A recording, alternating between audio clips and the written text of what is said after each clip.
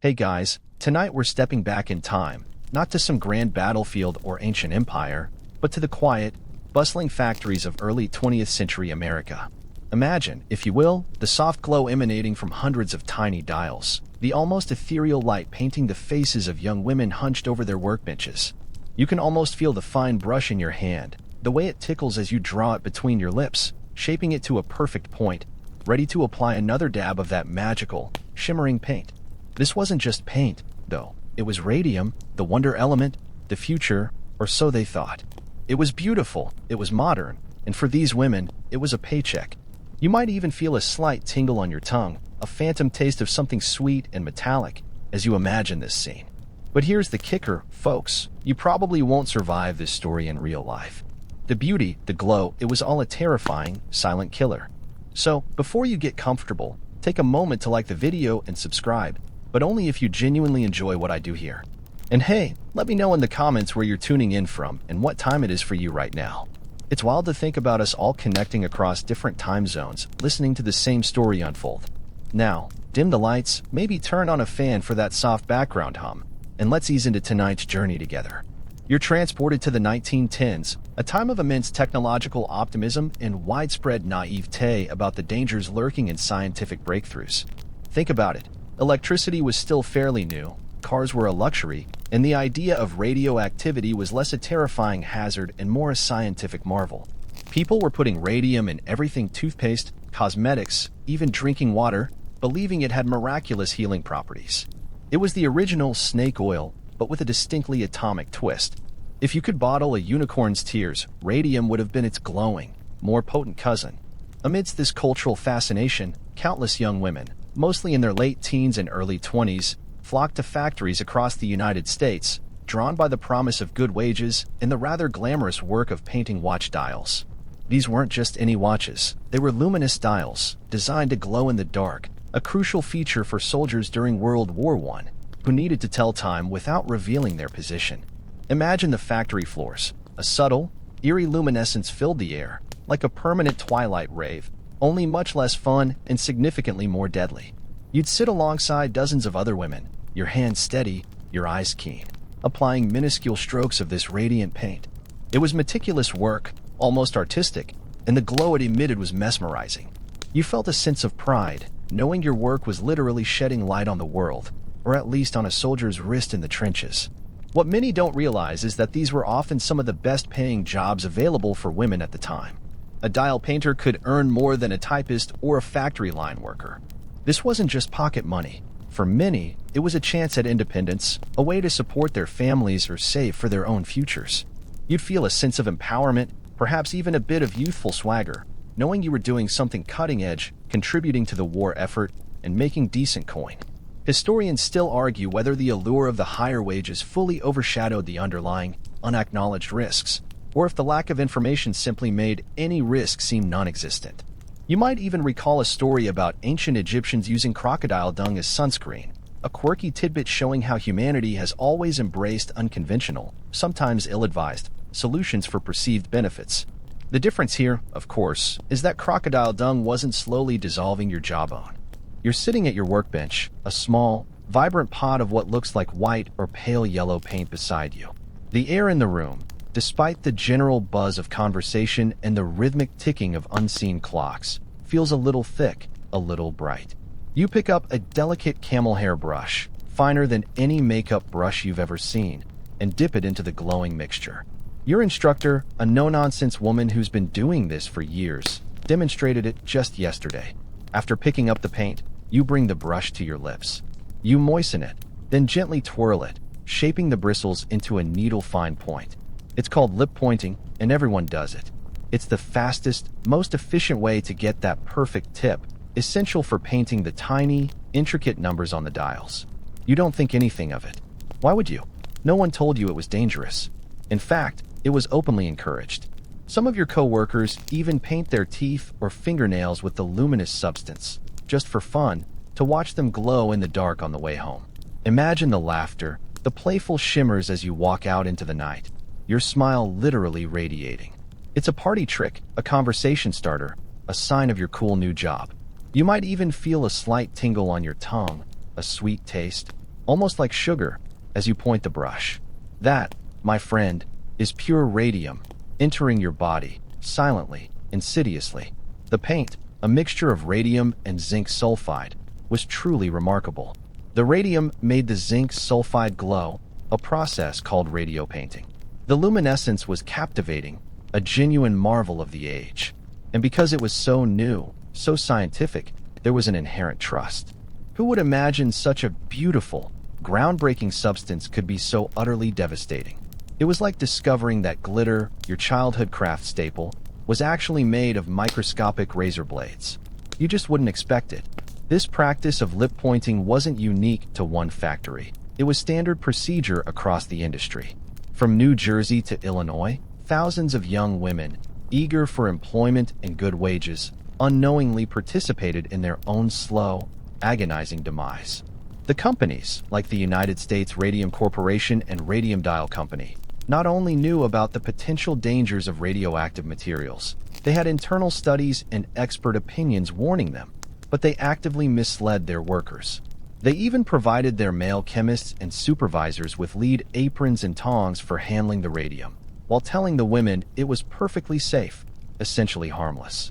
It's like telling half your team to wear parachutes for a skydiving trip, while reassuring the other half that gravity is just a suggestion. Historians still argue whether this was pure, unadulterated malice or a grotesque miscalculation fueled by overwhelming corporate greed and a general scientific ignorance of long-term radiological effects. You might hear whispers, faint rumors, about radium being good for you, a health tonic. After all, wasn't it being used to treat various ailments? This was the mainstream historical fact. Radium was widely marketed for its supposed health benefits. People genuinely believed it could cure everything from arthritis to impotence. It was the wonder drug of the early 20th century, a potent symbol of scientific progress. The quirky tidbit, however, is that some entrepreneurs even developed radium-infused chocolate and butter, promising an energetic glow from within. You can almost picture someone in a dimly lit parlor, munching on a glowing candy bar, completely oblivious to the ticking time bomb they were consuming. The sheer, terrifying irony of it all. You just keep painting, keep lip pointing, the glowing dust settling on your clothes, your hair, your very skin, turning you into a living, breathing, quietly radiating beacon of impending doom. You're still at your station, brush in hand, the rhythmic tap-tap-tap of brushes against dials filling the air, punctuated by snippets of gossip and laughter. Months turn into a year, then two. The novelty of the glowing paint has, perhaps, worn off a little, but the steady income certainly hasn't. You've gotten quite good at the work, your hand is steady, your eyes trained on the tiny markers. But then, you notice something. A dull ache in your jaw, perhaps. Or maybe a tooth feels a little looser than it should. You might shrug it off. After all, who doesn't get a toothache now and then? Or perhaps it's a persistent fatigue, a tiredness that sleep just doesn't seem to shake. You feel a bit run down, a little pale, but you're working hard, right? That's probably it. You're just working hard. These were the first whispers of sickness, subtle at first, easily dismissed by the women themselves, and, more importantly, by the companies employing them. Imagine a coworker, a friend, complaining of nagging joint pain, stiffness that feels like it's in her bones. You might offer a sympathetic nod, maybe suggest a home remedy. You'd never connect it to the glowing dust that perpetually settled on your clothes, your skin, your hair. How could you? No one was talking about it. The mainstream historical fact at the time was that occupational diseases were largely misunderstood or, conveniently, ignored. If a worker got sick, it was often attributed to their own poor health habits, their diet, or simply bad luck. There wasn't a strong framework for employer accountability regarding long-term health effects. It was a bit like trying to solve a jigsaw puzzle when half the pieces were intentionally missing from the box. Then the symptoms began to escalate. The toothaches became more severe, sometimes leading to tooth loss. Not just one or two, but many, spontaneously. You'd hear hushed conversations about a friend who had to get all her teeth pulled, or whose jaw felt constantly sore, swollen. It might be diagnosed as a common infection, perhaps a form of trench mouth, a condition prevalent among soldiers and often linked to poor hygiene. The doctors, unfamiliar with radium-specific effects, simply didn't have the knowledge to connect these disparate symptoms to the wonder element. It was a bizarre, almost unbelievable situation, like someone complaining of turning green and the doctor prescribing more spinach. A particularly chilling, quirky tidbit emerges from this period. Some of the women, still unaware of the danger, continued to use the glowing paint for personal adornment. They would paint intricate designs on their fingernails, their eyebrows, even their eyelashes, especially before a dance or a social gathering. You can picture it: a young woman, her eyes sparkling, her painted lashes subtly luminous in the dim light of a dance hall, completely oblivious that she was quite literally painting her own death sentence onto her face. It's a macabre twist on getting ready for a night out, isn't it? This innocent act, born of youthful exuberance and ignorance, underscored the profound deception. As you continue to work, you might notice your own energy levels dropping even further. A general malaise settles over you, a constant feeling of being unwell that you can't quite pinpoint. Perhaps a rash appears, or your hair starts to thin. You're not alone. You see similar issues with the women around you. Their complexions grow pale, their steps become slower. You might hear someone whisper about radium sickness, but it's always quickly dismissed by the supervisors, or laughed off as an old wives' tale. Historians still argue whether the companies truly believed their own reassurances, or if they consciously suppressed any hint of danger, knowing the immense profits at stake. The silence from management, the quick dismissal of any health concerns, created a vacuum where fear and misinformation could fester, like a slow-growing shadow engulfing the bright, glowing factory floor. You start to feel that chill not just from the unheated factory, but from something far more insidious creeping into your bones. You've heard the whispers, seen the subtle changes in your coworkers, perhaps even felt a few unsettling aches yourself. But the unsettling truth, the one that truly makes your blood run cold, is that the companies knew.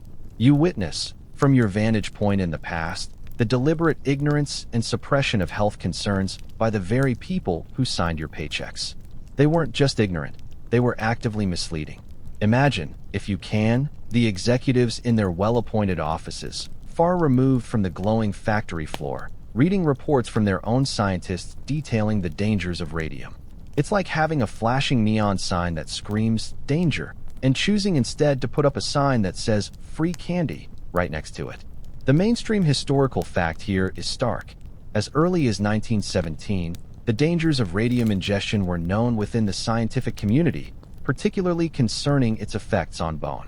Dr. Harrison Martland, a pathologist who would later become instrumental in exposing the truth, had even published papers on the subject. The companies, particularly United States Radium Corporation, USRC, weren't operating in a vacuum of ignorance. They employed physicists and chemists who understood the properties of radioactive materials. These experts, often men, were given protective equipment, lead screens, masks, tongs, to handle the radium. Yet, the young women who were directly touching, mixing, and ingesting the substance were told it was harmless, a miracle element. You can almost feel the injustice burning in your chest, seeing the blatant double standard. It's like being told the water in the tap is perfectly safe to drink, while the CEO is secretly importing bottled water from another country for his family. The companies went to extraordinary lengths to silence any concerns. When workers reported illnesses, they were often dismissed or told their ailments were due to syphilis or other pre-existing conditions, effectively blaming the victim. Imagine being sick, scared, and then having your character impugned, your reputation tarnished, by the very people responsible for your suffering. You would feel a profound sense of betrayal, wouldn't you? This wasn't just neglect, it was a deliberate campaign of misinformation. A particularly quirky tidbit that exemplifies this duplicity is the fact that company executives would even drink radium-infused water in front of their employees, performing this act as a theatrical display of its supposed safety. You can almost hear the forced joviality, the almost performative sips, while knowing the grim reality beneath their smiles. It's a macabre magic trick designed to make you believe the poison is a potion. As more women fell ill, and the symptoms became undeniably severe and tragically similar, the companies became more aggressive in their denial. They pressured doctors not to link the illnesses to radium, threatening to withhold payment for medical services if they did. They engaged in legal maneuvering, delaying tactics, and outright falsehoods. Historians still argue whether the depth of their deception stemmed from pure financial desperation to protect their booming radium business, or if there was a deeper, almost pathological disregard for human life. Regardless, the outcome was the same: prolonged suffering and preventable deaths for their employees. You might recall that earlier discussion about ancient remedies, like crocodile dung sunscreen. While those were often born of genuine, if misguided, attempts at healing, what you're witnessing now is far more sinister. This isn't ignorance, it's willful blindness and calculated deception. The company's profits, directly tied to the efficient application of that glowing paint, far outweighed any moral obligation to their workers. Every brush stroke, every lip point, was a deposit in a bank of illness, a terrifying investment in their own destruction, sanctioned and encouraged by the very people who profited from it. The silence from the executives, the lack of warnings, echo in your mind, a chilling testament to their chilling disregard. The aches you felt, the loose teeth, the general malaise, they were just the prologue. You are now witnessing the unraveling bodies, a horrifying, slow-motion demolition from within. The initial, subtle discomforts have escalated into something truly grotesque and agonizing. Imagine the women you work alongside, once vibrant and full of life, now shadows of their former selves.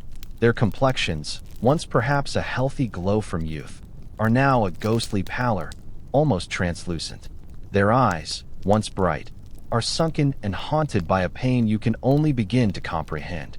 The most terrifying and common manifestation was the radium jaw.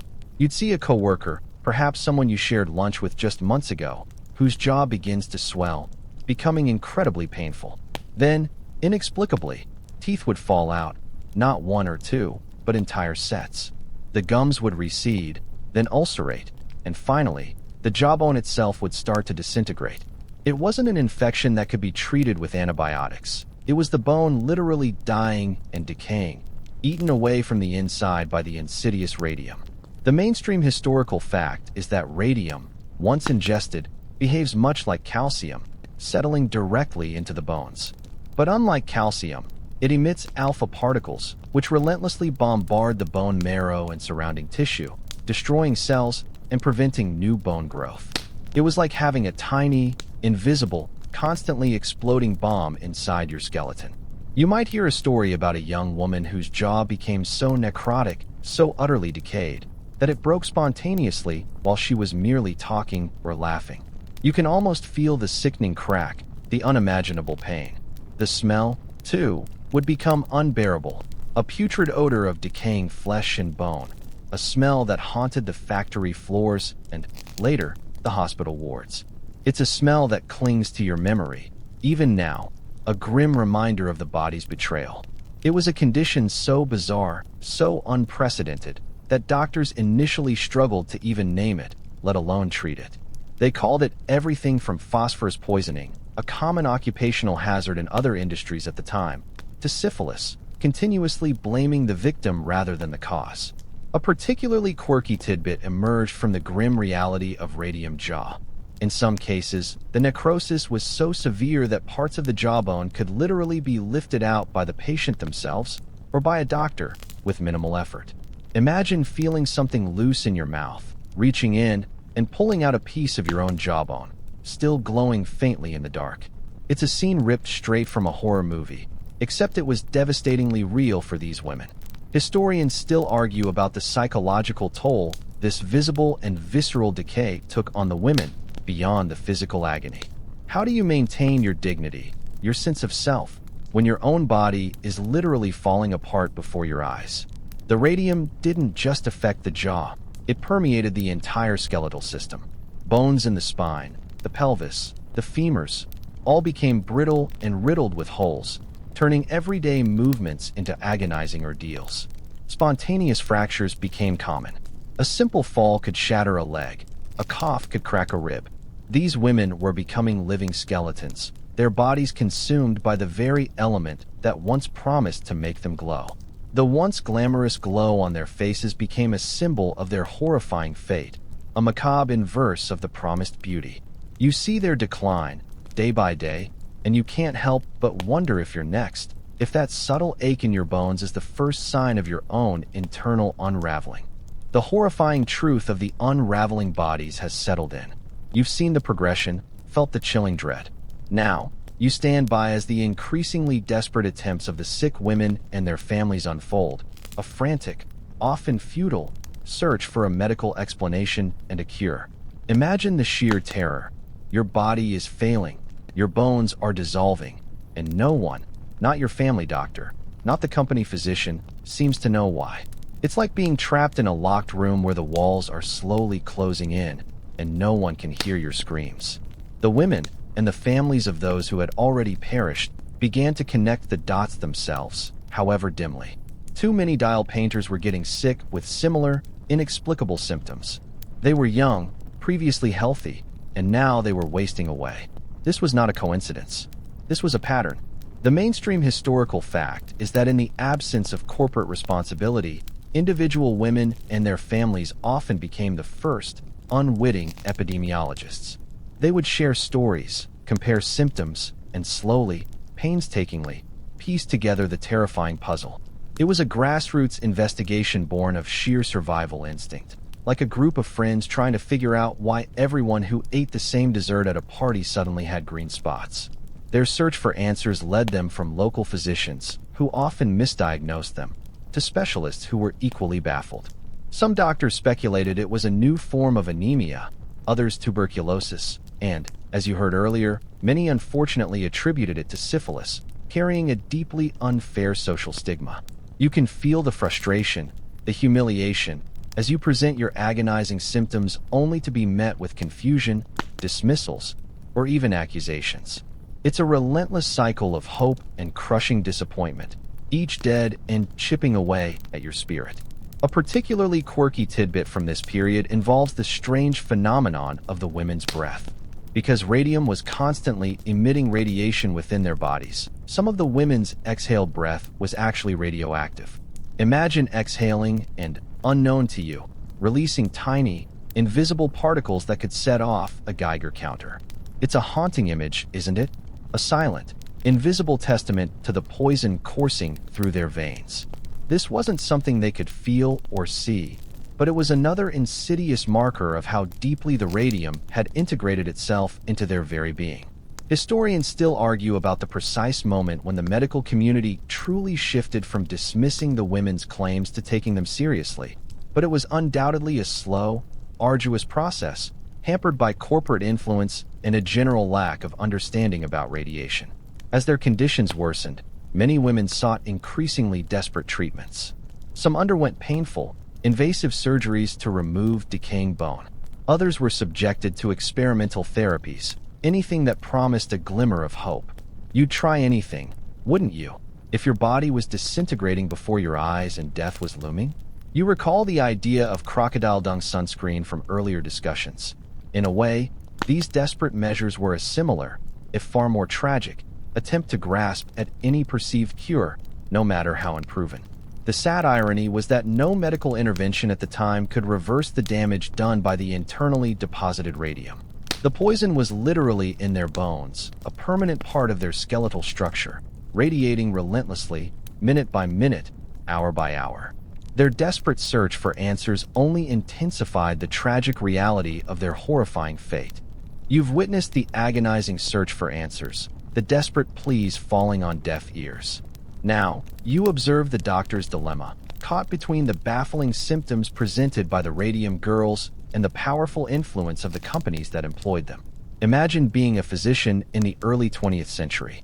Medical science, while advancing rapidly, was still a far cry from today's sophisticated diagnostics.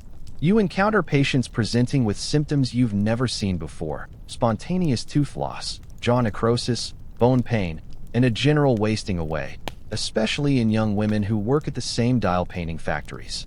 It's like being handed a puzzle with pieces from 100 different sets and no instruction manual. The initial confusion and misdiagnosis by doctors were almost inevitable, given the unprecedented nature of radium poisoning.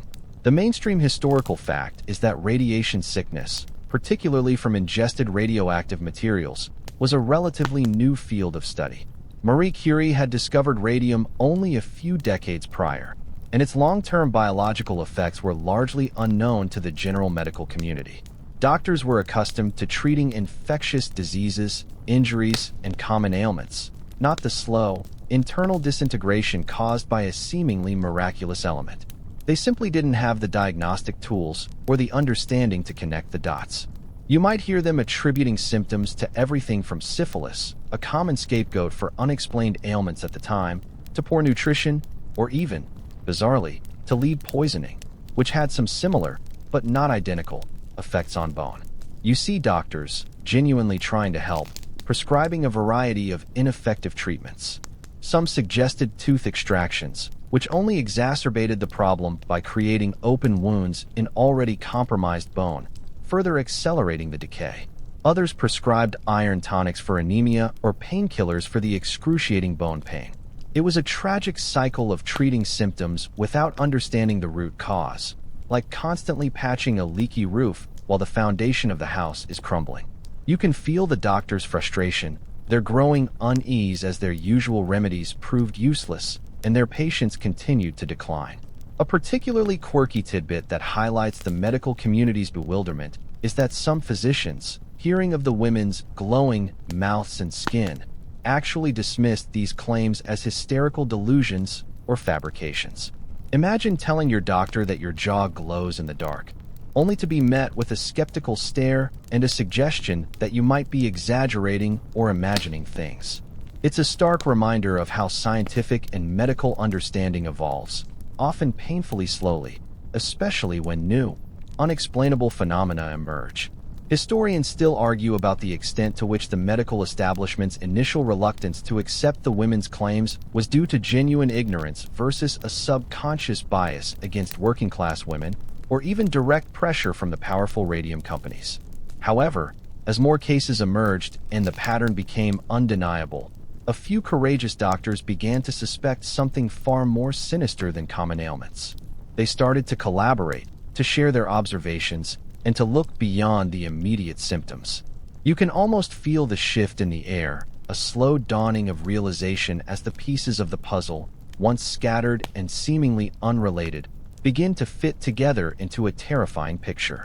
The horrifying reality of radium's effects was slowly, grudgingly, entering the medical consciousness, paving the way for eventual recognition and, eventually, justice. It was a long, arduous journey, but the seeds of truth were beginning to sprout, even in the most sterile of medical environments. The medical dilemma you just witnessed, the struggle to identify the unseen enemy, ultimately prolonged the suffering. Now, you feel the chilling reality of their impending doom, as the lingering shadow of death extends its icy grasp over more and more of the radium girls. It's a slow, agonizing descent, a grim parade of young lives extinguished by a silent, invisible foe. Imagine seeing the vibrant women you once laughed with, shared secrets with, gradually fade away, their bodies consumed by an internal fire. For those afflicted, the bone necrosis progressed relentlessly. The mainstream historical fact is that the radium, once inside the body, has a half-life of 1,600 years. This means that for every 1,600 years that pass, only half of the ingested radium will have decayed. For these women, it meant a constant, unending bombardment of their skeletal system, a perpetual poisoning that defied any attempts at treatment. It was an internal enemy that could not be surgically removed, chemically neutralized, or stopped by any medical means available at the time. You're watching them die by 1,000 tiny, internal explosions, day after agonizing day.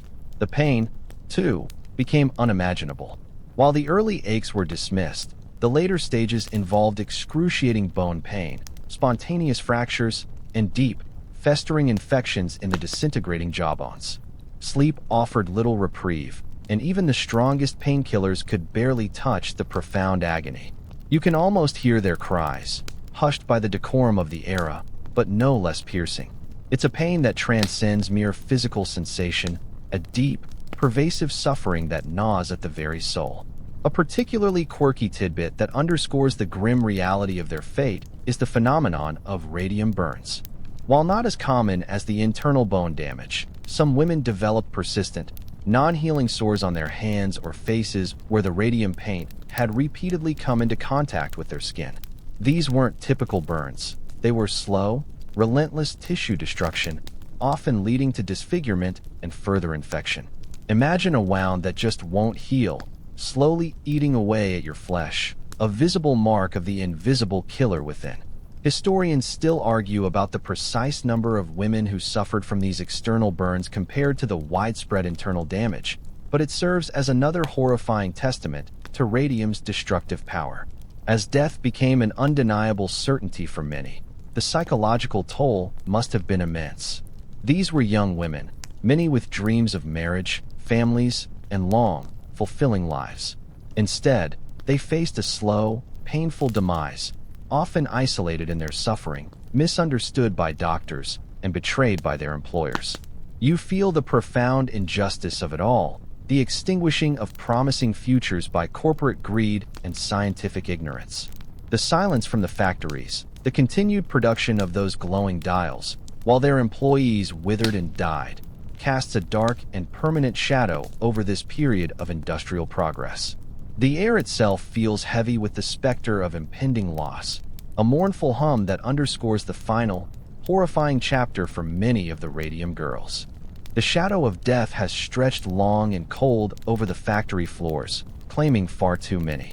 But even in the face of such overwhelming tragedy, a flicker of defiance ignites. You are now present at a pivotal moment. Legal battles begin. Imagine the sheer audacity, the immense courage it took for these dying women, often poor and lacking formal education, to stand up against powerful corporations with vast legal resources. It's like a tiny, frail bird challenging a roaring lion, but with something far more precious than territory at stake: their very dignity and a shred of justice. The mainstream historical fact is that the first major lawsuit was filed in 1927 by 5 women, famously known as the Radium Girls of Orange, New Jersey: Grace Fryer, Edna Hussman, Catherine Schaub, Quinta MacDonald, and Albina Larice. Their individual symptoms had progressed to horrifying levels, and medical reports were finally starting to connect their illnesses directly to radium. You can feel the weight of their decision, the fear mixed with a burning desire for accountability. These women were not just fighting for themselves. They were fighting for recognition that their suffering was not their fault, but the direct consequence of corporate negligence. This wasn't a quick or easy fight. The United States Radium Corporation employed delaying tactics, dragging out preliminary hearings, hoping that the women, already gravely ill, would die before their cases could ever reach a courtroom.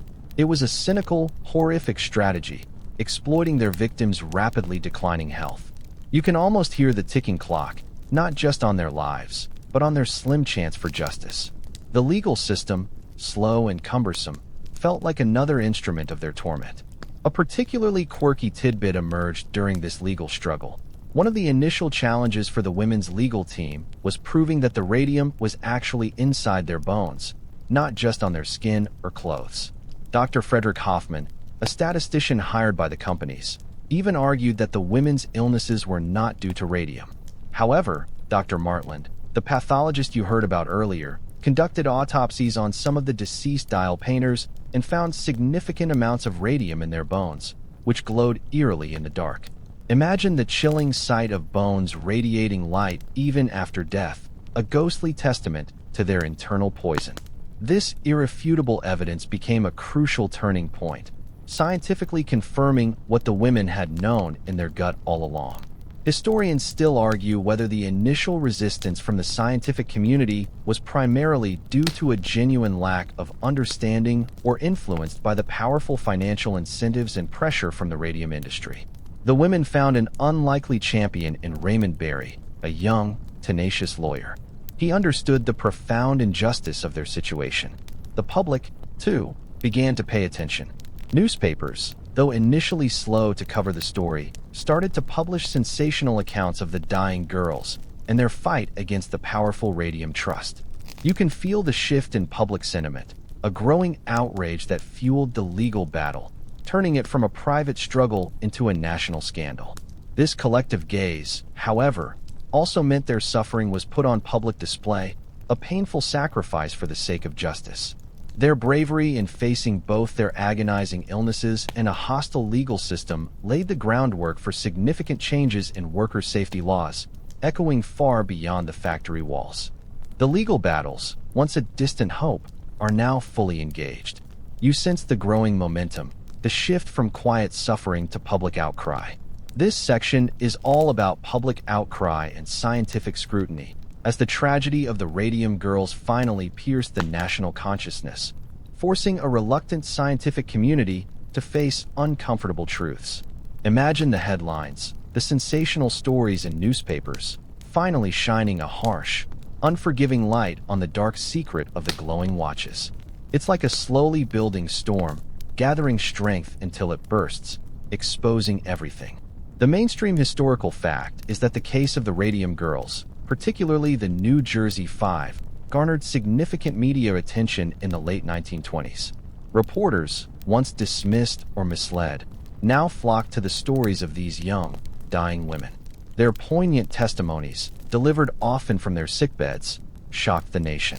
You can almost hear their weak, but resolute, voices describing their decaying bodies, their agonizing pain, and the blatant reassurances of safety from their employers. This wasn't just a legal case, it became a moral outrage. The public, who had once embraced radium as a miracle, was now confronted with its horrifying reality. The sheer human interest of the story was undeniable. Here were young women, embodying the promise of a modern age, tragically betrayed by the very progress they helped create. It resonated deeply with ordinary people. This public pressure was crucial. It forced the hand of scientists and medical professionals who had either been skeptical, uninformed, or perhaps quietly influenced by the powerful radium industry. You start to see a ripple effect, a growing chorus of voices demanding answers and accountability. A particularly quirky tidbit that helped galvanize public opinion was the visual evidence of the women's condition. While photography was still developing, newspaper illustrations and detailed descriptions captured the grotesque reality of the radium jaw and the women's emaciated appearance. Imagine seeing a drawing in the newspaper, stark and unsettling, depicting a young woman with a bandaged jaw, her eyes conveying unspeakable suffering. It brought the abstract danger of radioactivity into horrifyingly concrete terms for the average reader. It's one thing to read about scientific theories, quite another to see the devastating human cost. Historians still argue whether the sensationalism of the press truly helped or hindered the scientific understanding in the long run, but there's no doubt it brought immense public pressure to bear. As the public outcry intensified, so did the scientific scrutiny. Respected scientists and medical experts, no longer able to ignore the accumulating evidence, began their own investigations. Dr. Martland, the pathologist, continued his groundbreaking work, using newly developed techniques to detect radium in the exhumed bones of deceased dial painters. His findings were irrefutable. The women's bones contained undeniable, deadly levels of radium. This was the scientific proof that could not be denied. It solidified the link between their occupational exposure and their horrifying illnesses, transforming the debate from anecdotal claims to scientific fact. You feel a sense of vindication, a small triumph, as science finally catches up to the tragic truth the women had been living. The fight for justice, though still arduous, now had the weight of both public opinion and undeniable scientific evidence behind it. The tide of public opinion has turned, and scientific scrutiny has provided undeniable proof. Now, you witness the bittersweet reality of settlements and lingering pain. The legal victories, while monumental in their implications for workers' rights, offered little true comfort against the irreversible suffering of the Radium girls. Imagine the exhaustion, the relief, and perhaps a deep, quiet sadness that washes over these women as the court cases finally conclude. It's like reaching the finish line of a grueling marathon, only to find that your legs are permanently damaged. The mainstream historical fact is that in 1928, after intense public pressure and overwhelming medical evidence, the New Jersey Radium girls case was settled out of court. Each woman received a sum of $10,000, equivalent to over $170,000 today, plus $600 annually for the rest of their lives, and reimbursement for medical and legal expenses. While this may seem like a victory, consider the context. These women were dying. The money, while significant for the time, couldn't buy them back their health, their youth, or the years stolen by radium poisoning. You feel a complicated mix of relief and profound sorrow for them. It was a recognition of their suffering, but no true restitution for their ruined lives. Similar settlements, though often smaller, followed for other groups of radium girls in different states, notably in Illinois. These legal battles, hard-won and precedent-setting, established the principle of occupational disease, the idea that an employer could be held liable for illnesses contracted by workers due to their working conditions. This was a revolutionary concept at the time, paving the way for modern worker compensation laws and industrial safety regulations. You can almost hear the sigh of relief from countless future workers, unknowingly protected by the sacrifice of these women. A particularly quirky tidbit that highlights the women's ongoing suffering is that even with the settlements, many of them faced continued challenges in finding doctors willing to treat their unprecedented conditions. Some physicians were still wary, fearing legal repercussions or simply lacking the expertise. Imagine having a chronic, debilitating illness and struggling to find competent medical care, even after being awarded compensation. The money offered a temporary alleviation of financial stress, but it couldn't mend their fractured bones or stop the internal decay. Historians still argue about whether the settlements, while financially significant, truly reflected the immense physical and emotional damages these women endured, or if they were merely a strategic move by the companies to mitigate further public relations disasters and legal precedent. You recall the image of the crocodile dung sunscreen from earlier discussions. While those applying it faced immediate, if minor, risks, the Radium Girls' treatment was far more insidious, leaving them with an irreversible internal wound. The settlements, while offering a semblance of justice, couldn't reverse the biological clock that was rapidly ticking down for them. Their lingering pain, both physical and emotional, was a constant reminder of the horrifying fate that had befallen them. The money allowed them to live their remaining days with a degree of financial security, perhaps even some comfort, but it couldn't erase the suffering etched into their bones. It was a victory, yes, but one steeped in tragedy. You've seen the hard-won settlements, a glimmer of justice in a sea of suffering. But the story of the Radium Girls extends far beyond their individual fates. You now reflect on the enduring legacy of sacrifice, recognizing how their unimaginable suffering ultimately reshaped industrial safety and workers' rights for countless generations to come. Imagine a single drop of water creating ripples across an entire pond. Their tragedy, so focused and intense, sent shockwaves through the very foundations of industrial America. The mainstream historical fact is that the Radium Girls' legal battles were a pivotal turning point in the history of labor law and public health. Before their cases, it was incredibly difficult for workers to prove that an illness was directly caused by their employment. The burden of proof was almost entirely on the employee, who often lacked the resources, medical knowledge, and legal standing to challenge powerful corporations. Their victory, however partial, established a precedent that occupational diseases were indeed a legitimate concern and that employers had a responsibility for the health and safety of their workers. You can almost feel the collective sigh of relief from workers in hazardous industries across the nation as this new understanding began to take hold. Their story fueled the passage of new legislation and the strengthening of existing regulations. It directly influenced the development of worker compensation laws that made it easier for employees injured or sickened on the job to receive benefits, regardless of fault. It also led to the establishment of stricter safety standards in factories, particularly concerning hazardous materials. Imagine a factory floor, once teeming with silent dangers, now equipped with ventilation systems, protective gear, and clear warnings, a direct result of the Radium Girls' sacrifice. It's like discovering the blueprint for a safer future, drawn in their own pain. A particularly quirky tidbit that underlines their impact is that the term radium dial painter's disease became a recognized medical condition, explicitly linked to occupational exposure. This wasn't just a casual term. It was a formal acknowledgement within the medical community, cementing the connection between their work and their illness. It's a stark contrast to the initial dismissals and misdiagnoses you observed earlier. Historians still argue about whether the public's fascination with the glowing women truly helped push through these legislative changes faster, or if the sheer scientific evidence would have eventually forced the issue regardless. There's no doubt, however, that the compelling human narrative accelerated the process.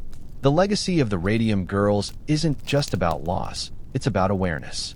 Their story shone a bright, if tragic, light on the hidden dangers of the industrial age. It forced society to confront the ethical responsibilities of corporations and the often invisible toll that progress can take on human lives. You remember the crocodile dung sunscreen, a well-intentioned but misguided attempt at protection. Here, the ignorance was far more profound and the consequences far more dire. Their struggle educated an entire generation about the dangers of radiation, information that would become critical as the world moved into the atomic age. Their sacrifice truly became a monument, not of stone, but of safer workplaces, healthier lives, and a more just system for countless individuals who would follow in their footsteps. You stand on the shoulders of these brave, suffering women, unknowingly benefiting from their horrifying fate. You've explored the enduring legacy of the Radium Girls' immediate sacrifices, but the story, like the element itself, continues to radiate through generations. Their horrifying fate wasn't a closed chapter with their deaths. It opened a new, complex discussion about the long-term effects of radiation and how it could ripple through families, even across decades. Imagine the unseen threads of their pain, extending far beyond their own lifespans, touching lives they never knew. The mainstream historical fact is that the unique nature of radium, lodging itself in bone and decaying incredibly slowly, meant that its effects could be studied for many years after the initial exposure. The U.S. Public Health Service, and later institutions like the Argonne National Laboratory, initiated long-term studies, tracking the health of surviving Radium Girls and, crucially, their descendants. These studies aim to understand the full spectrum of radium's biological impact, from bone cancers to genetic mutations. You can almost picture researchers, decades later, still meticulously poring over medical records, a testament to the persistent legacy of these women. These long-term studies provided invaluable data for the nascent field of radiobiology and radiation protection. They helped establish safe exposure limits for workers handling radioactive materials, shaping regulations that are still in place today. It was through their sacrifice that scientists gained a deeper understanding of how internal emitters, substances ingested or inhaled that then radiate from within, cause damage. This knowledge became critically important as the world entered the atomic age, with the development of nuclear power and weapons. You realize that without the grim lessons learned from the Radium Girls, countless others might have faced similar, unacknowledged dangers. A particularly quirky tidbit emerged from these later studies. Some of the surviving Radium Girls, even many years after their exposure, were found to still be excreting trace amounts of radium in their urine and feces. Imagine a tiny, internal spring of radioactivity, constantly, infinitesimally, leaching out of their bodies. This provided further, tangible proof of the radium's persistent presence within their skeletal systems. Historians still argue about the full extent of the intergenerational effects, particularly regarding genetic damage, as proving direct causation across generations can be incredibly complex. However, the studies undeniably highlighted the potential for long-term, subtle health impacts on family lines. You might also consider the emotional and psychological radiation that spread through the families.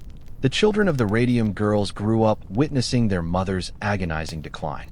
The trauma, the fear of inheriting a similar fate, undoubtedly cast a long shadow. This wasn't just a medical tragedy, it was a deeply personal one, impacting entire family units for years, even generations. Remember how the companies dismissed the women's initial symptoms, blaming them for their own ill health?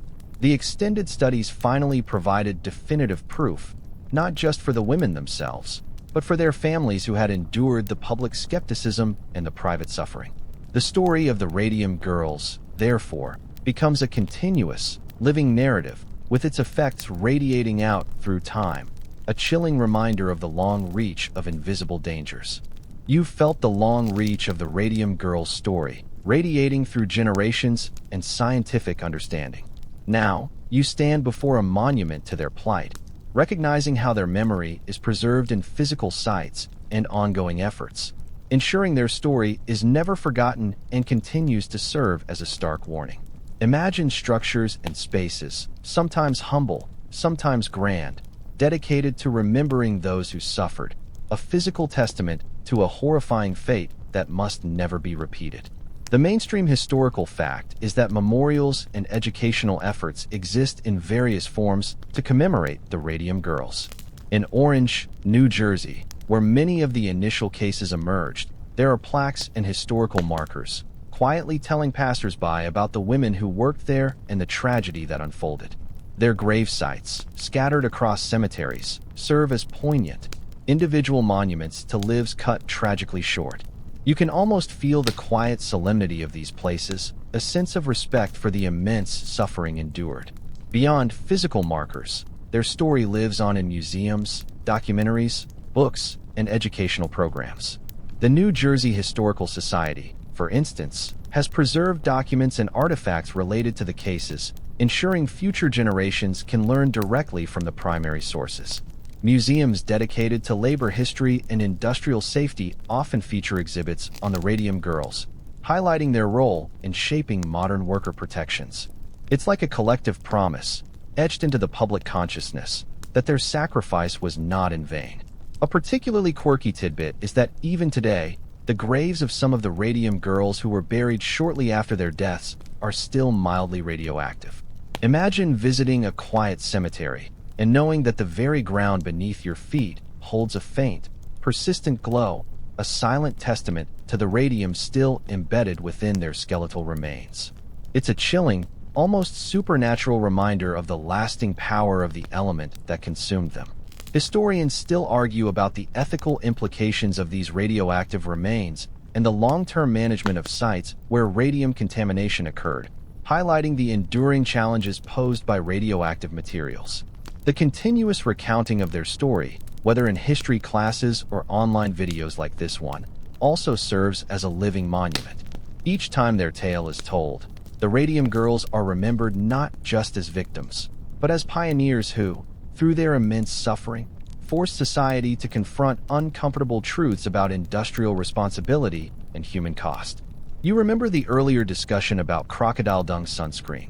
While amusing in its misguidedness, it pales in comparison to the deliberate deception that led to the Radium Girls' demise. The contrast underscores the vital importance of transparent scientific inquiry and ethical corporate behavior. These monuments, both tangible and intangible, serve a crucial purpose. They are not just about grief, but about vigilance. They remind us that unseen dangers can lurk in seemingly harmless innovations, and that profit should never come at the expense of human life. The glow they once carried, so innocently applied, is now transformed into a beacon of caution, guiding us towards a future where worker safety is paramount and the lessons learned from their horrifying fate are never forgotten. You stand in the long shadow of their legacy, a shadow that still, faintly, glows. You've traveled through their tragic story, from the glowing innocence to the agonizing fight for justice, and even beyond into the lingering echoes across generations.